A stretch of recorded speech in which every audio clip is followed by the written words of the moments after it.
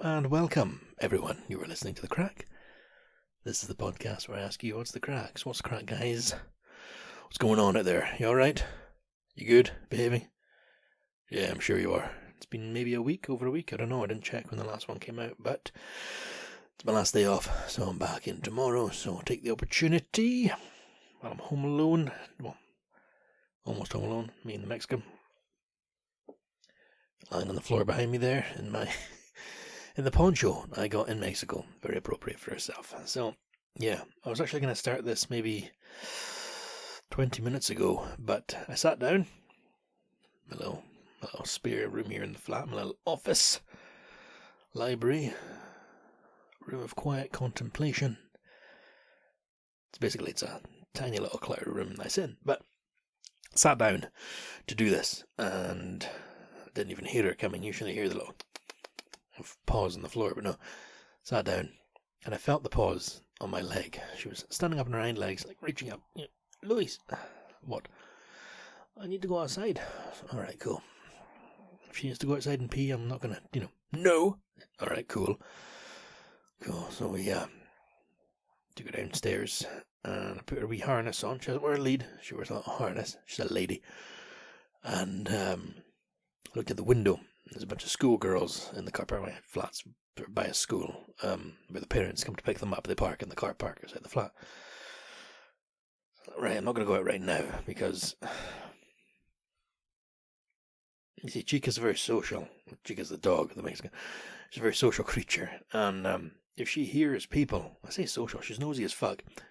I think she's heard people outside, and she's, what's going on? I want to see. I'll go tell the big guy that I got a piss. So she came and did that, and I had to say to her, like, we're not going outside right now, because, Chica, if this happens 2 or 3 times, I'm going to get a reputation as that sort of, if you stand in the car park, that heavy-set bald guy comes out with his dog. No, it's coincidence, I swear to fucking God. So we just sort of walked around the flat, carrying her around, just talking to her. So yeah, it doesn't make a difference to your life. It doesn't make a difference in the grand scheme of things. Just so you know, I'm 20 minutes behind where I want to be, which means my dinner's going to be 20 minutes delayed, and I'm having pasta. Yum.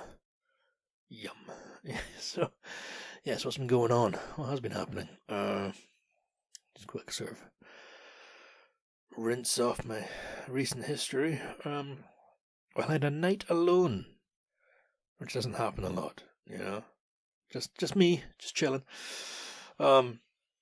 It was between day shifts, so I didn't get to, have a rager, go out, partay. Nothing like that. Charlotte went away down, more central based.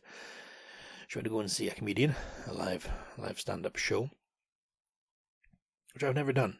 I've seen live comedy once, but it wasn't.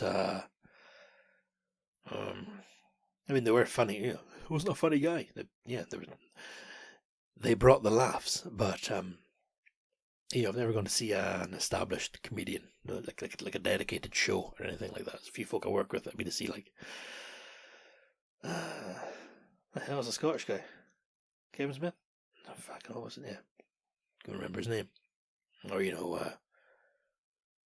what's the other guy that came to Inverness? The Irish one. John Byrne, I think his name is. Yeah, I've never gone to go and see one of those. So Charlotte went to go and see that, and then the next day, she went to go and see a musical, which doesn't sound like a barrel of laughs. It was about, it's not about September 11, Don't know how you put that on stage. It's about a wee town in Canada when all the planes over America were told, you're not flying here, buddy. They had to go and land in this tiny wee town. And suddenly it was overrun with strangers, but the kind-hearted people opened their doors and their hearts, and apparently it was a great play. So, yeah. And so the night to myself, so what did I do? Naturally, I got myself a Chinese, and I went to bed. And I slept right in the middle of that bed. That was my bed, yeah. But when I get to the still feel bad. When I went to go and get the Chinese, I knew I was getting it. Like it was decided, But I'm trying to be healthy, so I got a shrimp curry instead of anything else. Yeah, could have just not had the takeaway, but yeah. So I finished work and went out to my car, as I do. And as I sat in the car, I phoned in the order, Hello, may I please have this, this, this, and this? Yep, cool, that'll be 10 minutes. Bang, cool, I'll come pick it up, thank you very much.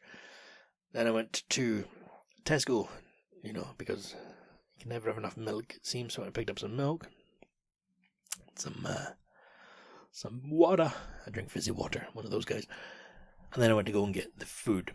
Now, I thought I was making life easier by saying I'll pick it up. I could have ordered it for delivery, but that's it's £2.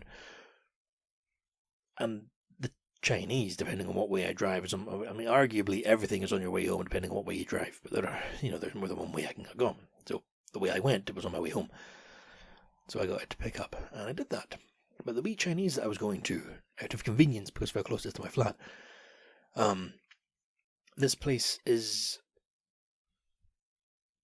right by the road. It's got a tiny wee car park, and it is also joined. It's one big building, but it's cut in two. One half's a chippy, and one half's a Chinese. It used to be owned by the same folk, but now it's just different folk in each half. Does that matter? No. Okay, so I went to go and pick it up, and the car park was fucking heaving. It's a tiny car park, and it was heaving. Shit. And it's not the type of car park where you can park nearby. You come off, I say dual carriageway, it's not like the fucking motorway, but you're coming off quite a fast-paced road. A main road. You can't park on that one. And then there's nowhere to go other than the car park. So I'm in the car park, for fuck's sake, and there's cars everywhere, and some dozy bitch had parked her thing over 2 spaces, and she's sitting in the vehicle, and I look at the fuck. Anyway. Getting all wound up again. Could have just parked properly, life would have been easier for everyone. And of course, I think it's probably just Scottish law. There's disabled spaces right in front of the. Oh no! No, it's not going where you think it's going. I mean, yes, I did park in one, but it's not like I. Then I came outside, and the guy in the wheelchair with no arms or legs is sitting at me, blowing into his little. He wheeled up. No, nothing like that. So there's a work van, like a big. I don't know what it was for. Radio communications. It's like a big colourful van. He'd had to park at an angle because of how busy the car park was and because of the way some other folk had parked. But he was over one disabled space, and maybe he was just disabled and he parked that way. But he was over one disabled space, but sticking out at an angle. And there was another car in another disabled space to the right of this van, but they'd left one disabled space empty in between, of which the van had its tail covering a little bit. So me being me in my tiny wee car, knowing that my food would be ready, I thought, right, hang on, let's do this. Made sure my coat was up so nobody could see my work uniform underneath, and I very quickly just sped into this disabled space, handbrake on, engine off, ran out, straight into the Chinese. Hi, order for Lewis. The bag was behind the counter. Here you go, that'll be 20 quid. Tap the card, whoom, back to the car. Got in the car, engine on, reverse just a tiny bit, and the van door opens. And the guy didn't look angry, but the way I'd parked, I had completely pinned this guy into his van. I'm hoping he'd actually ordered this food because, yeah, I parked my car so far forward, this guy had been unable to get out of his van. I was like, oh, fuck, now I feel like a dick. And he did look up, but I gave him a big, open hand, my bad wave. I don't know if that, do you know what I mean? You do one, you hold your palm up, you do a weird grimace smile, and you wave your arms once, yeah, he gave me a wave. So I think he was okay with it. I felt bad. Anyway, went home, had my dinner, and I woke up at 4:30 with some sort of weird acid reflux, thinking I was dying, and just getting old, guys. Gone are the days where I used to eat whatever I fucking wanted until any hour of the night, and I'd be drinking like 2 litres of iron brew with it, and just chugging it in. When I'm at work, I don't drink coffee past 4 o'clock. That's day shift or night shift, because I just know if I have a coffee now, I'm going to be up all night. So yeah. I made the most of Charlotte being away. I got Chinese and I went to bed, and I woke up feeling sick. Yeah, I think she had a good time though, which is the main thing. That's just how I spent it. Usually I get very scared being on my own because I'm only 30, and I start remembering all the scary things I've ever read, and unfortunately I'm really into scary and spooky stuff, so there's plenty of it in my head to recall. Just like the other night, we went for a walk at the battlefield, pitch black and a fog, and we're walking along, and it felt spooky, but I wasn't going to tell Charlotte I was scared, and obviously in hindsight there was maybe gamekeepers in the field behind where we were walking, with their spotlights, but the fog sort of lit up in a brief whoom as like a light passed through it. Charlotte, what was that? Oh, I don't know, a bird or animal, or maybe it was a ghost. And why would you say that? So I laughed, but at the same time I was like, yeah, why the fuck would you say that, Lewis? No, you're scared yourself, son. Stupid cunt. Tense. So I'm going to take the wee dog up there tonight, but we're going to go when there's still a little bit of daylight. Yeah, because it is scary. It's coming up to Halloween, guys. Halloween! No. That was annoying. Don't do that again. I won't. Yeah. So my dinner tonight, I'm having it a bit earlier because I like to eat as late as I can, but with it being dark, I'm going to go earlier, believe it or not. And having spaghetti and tomato sauce. But holy shit, I don't care. No. There's a reason I'm telling you about this. When Charlotte was down seeing the show, she saw it in Edinburgh. There's this little, I say little, it's huge. It's like an Italian family-owned shop. I don't know, deli. Anyway, she got these fancy, I say fancy, they're just fancy because you don't get them up here, Italian spicy sausages, pork sausages, which a lady at my work had told us about. So we went down last December to see Wicked. We went in there and got some, and we liked them. So Charlotte got us some more. And yesterday when I spent the whole day, I wasn't standing by the pan the whole day, but from the afternoon to about 8 o'clock at night I had this sauce cooking. Fucking banging, guys. Fucking incredible. Okay. I'm going to write it up, to be honest, because it's, I seem to have found the fucking balance for a tomato sauce, because it came out perfectly. You fry the sausages, you take them out, you fry some fucking chopped pancetta that you get in like Tesco, bam, do that in the oil, then you add a couple of onions and garlic, a little bit of basil. What else was there? Put some carrot in there for health. Tin tomatoes, water, a couple of stalks. Put the sausages back in. Let it simmer for hours. It was fucking delicious. Got the wrong pasta though, You'd think after watching the Sopranos a few times, as I have. I do not. But I'm getting there. It was weirded me out in the Sopranos. That's what weirded you out, not the murder or the crime. No, they call, like if they're having spaghetti and a tomato sauce, they call it macaroni and gravy. Some sort of New Jersey Italian-American thing. Get your Sunday gravy, big tomato sauce. Yeah, so genuinely looking forward to my leftover tomato sauce. And the thing, when you make a batch of something like that, a big sauce or a big pan of something, it's better to give it overnight in the fridge because all the bits get to know each other. And then you get the flavour. Yeah, it's fucking tasty.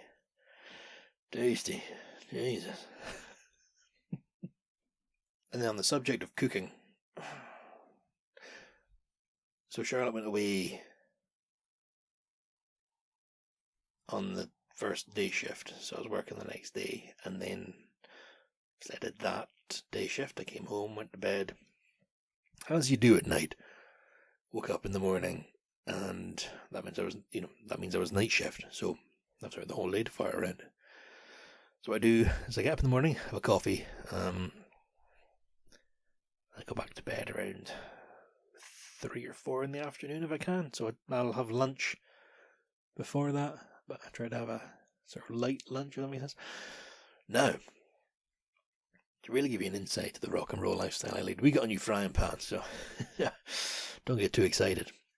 And this is a big guy, this frying pan. This isn't just some sort of wee fucking camping, it folds up. No, this guy's big. If you take him on an airplane, he gets his own seat. So, went to make myself an omelette. Riveting. 3 eggs. That's how big this pan is. You gotta make a 3-egg omelette, which is too big for me for some reason. I'm a big guy, but eating 3 eggs at once seems to just knock me down. Just having a mushroom omelette, so chop my mushrooms and frying them in a separate wee frying pan, cooking them in this wee pan. And as the big guy pan is heating up, the mushrooms are cooked, and I scrape them onto a wee side plate, and without sort of looking at what I'm doing, I throw the wee frying pan over towards the sink, between the drying rack and where the basin goes, and it lands ding ding ding. I mean, this is a hot pan bouncing around, but it's just me and the flat, and I can't be tamed. Pour the eggs in, they're frying away, looking good. Move them around, get them settled again. You gotta calm the eggs. Pour the mushrooms in, and I go over to the sink. I'm not going to throw the wee porcelain plate, so I walk over to the sink. I say walk over, it's sort of right beside, so I just step over, put the plate down, and lift up the frying pan, which I'd throw in, which had landed beside the drying rack. And to my horror, I lift up the pan, and there's a sort of daddy long legs underneath that this hot pan had clearly sort of not smacked, but the hot pan had fucked the poor guy up. So he was under there like, oh God, help me, please. And, oh God, oh Jesus. So this poor thing's like shaking, and his wings all like singed to its body, and it's not looking good. Oh, fuck. So I apologized to it, like, I'm really sorry, oh God, oh no. Looking around, what do I do? So if you must know, I put him in some a kitchen towel and squashed him. But I felt so bad. I mean, I don't particularly care for daddy long legs. We're fucking infested with the little bastards at the moment, but I felt so bad for that wee guy. And it was also the way as I lifted the pan, it genuinely turned and, oh, help. Oh, I mean, it didn't say help. I mean, that would be, an institution right now would heard a fucking insect speak to me, but that haunted me. That haunted me. I don't know if you guys have got Instagram. Good for you if you don't. Stay off that shit. But I do. And there's an account that I follow. I was going to say I like to follow. I don't. But I can't unfollow it. And it's called Nature is Metal. Which is pretty much as you would expect it to be. It's just... I don't enjoy watching it, but I can't look away. It's the weirdest fucking thing. It'll be... There's a dog outside in the car park. It would be Nature's Metal. Yeah, it's, I don't know, like footage of safaris, but not nice. It's not like one of these BBC documentaries. Here the tiger cub lies with its mother in the Indian jungle. Balance is restored as the wolves... No. It'll be an African safari. There's no commentary. It's just whatever video somebody sends in. So, like, you've been framed. It's like you've been fucked for the animals. And then somebody will be sitting in the back of, like, one of these jeeps. And there'll be some hyena that's had his leg fucked up by something. It's been, like, gored by a buffalo or something. And then the lions get it. And that's, the hyena will be scared, bellowing, fucking horrified. And these lions are just ripping it up. And I'm... Jesus Christ. Just watching, can't look away. Or some Mongolian guy will be, I don't know, walking along with like a yak or something like that on the mountainside, and 2024, she's got an iPhone, and he just sees like eagles ripping up some lamb. Mom, help me. And it's just these fucking eagles are, Jesus Christ, that's nature. Yeah, so I can't look can't look away. Comes up in my feed and I'm just watching. Like, yeah, I don't usually watch them with sound though. Sound gets a bit too much. Not vegetarian though, so it would appear I'm absolutely fine knowing that some cow or pig or, you know, it's getting the fucking bone just to its head. I'm all good with that. But when I see the wee lamb scared and the eagle is swooping, oh, I don't like that. I don't like that at all. So what's my point? My point is, last night I stayed up late. I was watching Miami Vice, which is from the 80s. It's actually 40 years old, the first season. So I'm watching a 40-year-old program, which is weird because when that came out, that meant 40 years previously. It was 1944. Bizarre. Right, anyway, so I'm up late watching that, and it's maybe, I don't know, 2 in the morning. And I say watching it, I've got my phone open, scrolling, Instagram. And there's no more of that paging Dr. Beat. You can actually, if you hold it down on a video, it's not a phone, yeah, if you like hold it down, it comes up with ignored or I want to see less. And I've been doing that. And I've been seeing none. It's been nice. And I'm watching all this nature's metal shit. And then, to my horror, spooky Halloween horror, there's a video that appears to be done from a CCTV in somebody's garden. Like, what the fuck is this? So I click on it to make it full screen. Now, when you click on it, guys, it activates sound. I'd forgotten that. And basically, the rock star Tommy Lee from Motley Crue, it's his CCTV. He lives in, I'm assuming, Hollywood, where you get coyotes. And the CCTV, it's this tiny wee dog by the swimming pool, sniffing around doing what it does, and this fucking coyote comes and takes it away. So, you know, poor wee Chica. Don't know what kind of dog it was, but so the volume, I mentioned, the volume comes on. His wife or girlfriend or a woman present sees what's happening, and she just starts screaming, but because of the low quality camera it's got, it's like, it picks it up really badly. So it's me sitting at 2 in the morning, just me in the background, you got the cop show and stuff, but then suddenly just a woman screaming comes out of my phone. I fucking shite myself.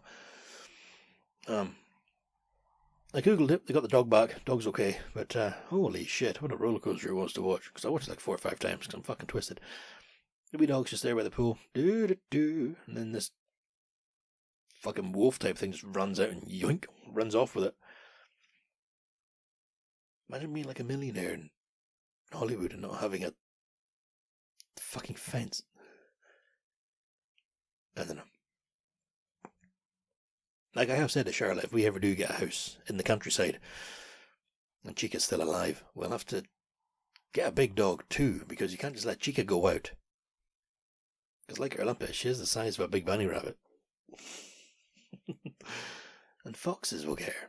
Or fucking birds of prey will come down and bam! Trying to avoid getting a punctured lung from a talon. Yeah, so that sort of unsettled me that time in the morning. And then I went to bed, because I try to go to bed before 3. Remain, you know, civilized. And went through to the bedroom. Now, what Charlotte does, what Chica does, is if she doesn't get out for a piss, right about midnight or 1, she will wake Charlotte up at like 4. You know, take me outside. So what I try to do to be a gentleman, stop Charlotte having to get up, is when I come to bed, I'll take Chica out to pee. Sometimes she gets a bit snarly. Just cute, I suppose, because she tries to be scary, but it doesn't really work.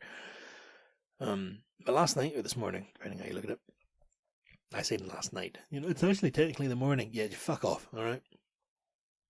It's yesterday until I wake up. Okay? Douche. So I go through to the bedroom, both the ladies fast asleep, but Chica's at the bottom of the bed, and she sort of opens her eyes, like, no, yeah, come on. Alright, so I pick her up, down the stairs, put her on the floor, she does the big stretches, oh, the back legs stick out, it's cute, apparently. And we go outside. It's cold, it's dark, it's a very sudden temperature change up here. Walking along towards the grass, and Chica's, her body language changes. And immediately I'm like, what is it? What's up? Is that a coyote? What's going on? There's nothing there. Alright, cool. We keep creeping along. Get to the grass. She does her business. Just a tiny little piss. And I look up and there's a cat. There's a cat watching us. Quite close by. Maybe 15, 20 feet away. Close. Like, holy shit, I never saw you there. Fuck me, you scared me, you little fuck. But I like cats. So I say, hello, greet it. Good evening. We're walking back to the flat. And Chica, who will bark at a dog a quarter mile away, doesn't like cats. I don't know what's happened. It's because they don't fear her. So we go back to the flat and she keeps looking at it like really anxiously. I'm like, it's okay, don't worry. But it's following us. Oh, hello. And she doesn't like this. So she gets back to the doorstep, jumps up and stands by the door and is like looking at me and looking at the cat like, come on, please let me inside. But what's your name? I'm talking to this cat again. Do you know what? I've never seen you before. You look nice. And I look up and behind it, there is a bigger, fatter cat. Likewise, who I've never seen before. This is kind of weird, actually. I don't like how you're like watching us and you're quite forward, cats. But then the other cat, the cat I was talking to, I was sort of squatting down, shitting on the ground. No, I was just squatting down, petting the cat. And when I noticed the bigger cat behind him, I was, oh, hello, I didn't see you there. The cat I was petting took this opportunity to be like, right, he's distracted, and it walked around me and got close to Chica, and she did like a weird whine, like she didn't bark at the cat. And she was like, ah. So okay, guys, that's enough.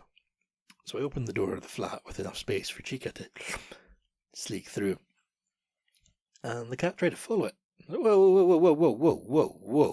Whoa, no.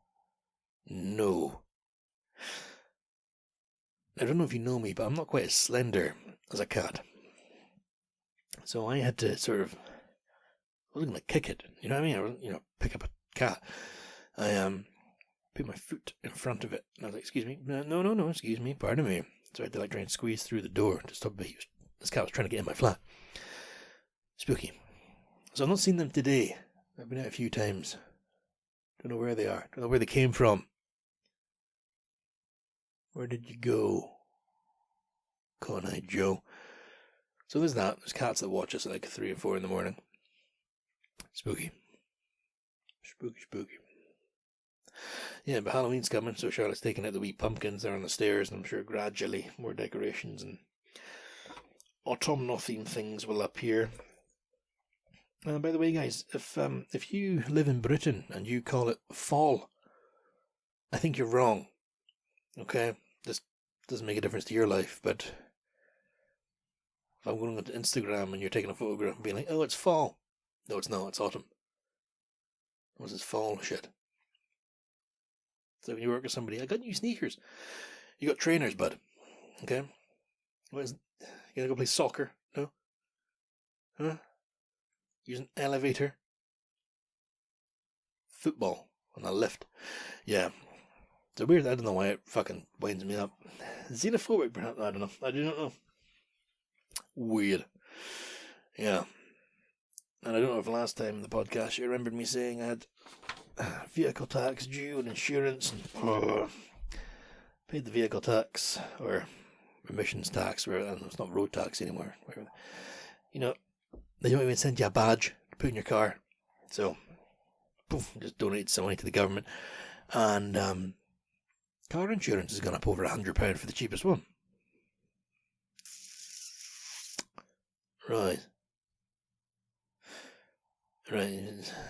See, the thing is, you kind of need that to drive, so it's It's not like you can argue it. So that's what's going on, gang. I don't even know what's going on. I didn't have a plan for this episode. I didn't have a plan, never a plan, but I think that's everything. I'm just looking at the time there. It's coming up to like 30 minutes. Right, guys. The Gmail app, once again, on my phone has decided to vamonos, but I don't imagine I got any mail. And if you did send anything and I've not read it, I am sorry. So, oh, holy shit. No, sorry, I just re-downloaded it in that moment there, and 5 messages. It's sort of statistics-based stuff, so it's not actually from listeners. Yeah, and somebody in Chile listening. Oh, that's cool. Hello, if it's you. And somebody in Israel. Behave yourself. Right, so, I'm going to call it there, guys. Until next time. No, reverse, rewind. If you want to get in touch, check out the website www.thecrackpodcast.co.uk. Go to the contact tab, and I'll say it again, www.thecrackpodcast.co.uk. Go to the contact tab, send in the message. If I feel like it, and I don't really, I'll type up that spaghetti sauce recipe. So you can have it if you want, but there you go. And is there anything else on that website? I tried to do like film thoughts, but I soon lost steam. Because, Jesus, it takes a lot of time to type out all that shite. Although I watched Close Encounters of the Third Kind the other night, and it's fucking fantastic. I haven't seen it in years. It's a fantastic film. Right, guys. Cool. As always, every week. Thank you very much, Blackmill, for the theme tune. Thank you, Cora, for your artwork for the logo. Thank you both.